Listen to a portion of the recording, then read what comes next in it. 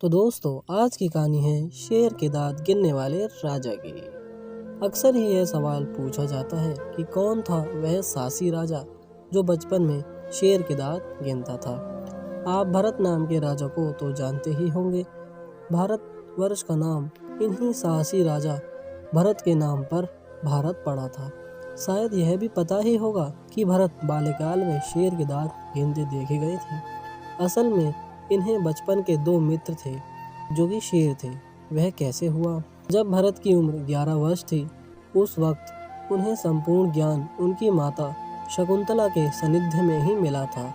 वह उन्हें कई श्लोकों और व्यवहारिक ज्ञान दिया करती थी। शकुंतला ने भरत की निडर साहसी उपकारी अश्वशी बनने की प्रेरणा भी दी थी और वह अक्सर ही भरत को न्याय का मार्ग सिखाती थी। कहा करती थी, कभी किसी निरपराध प्राणी को नुकसान मत पहुंचाना और दुखी जनों की सेवा का कोई अवसर हाथ से जाने नहीं देना। सेवा भाव को सभी मनुष्य अथवा प्राणी के लिए समान ही रखना। एक दिन भरत जंगल घूमने गए। उन्हें शेर के बच्चे के रोने की आवाज़ सुनाई दी।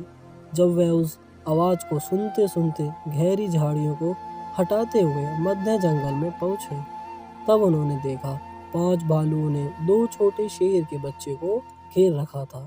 वे अपने माता पिता से बिछड़ गए थे। जैसे ही उनमें से एक भालू ने बच्चों को झपट मारा तो दूर से एक तीर चलता हुआ आया और उस तीर ने पास पड़ी बड़ी सी चट्टान को तोड़ दिया।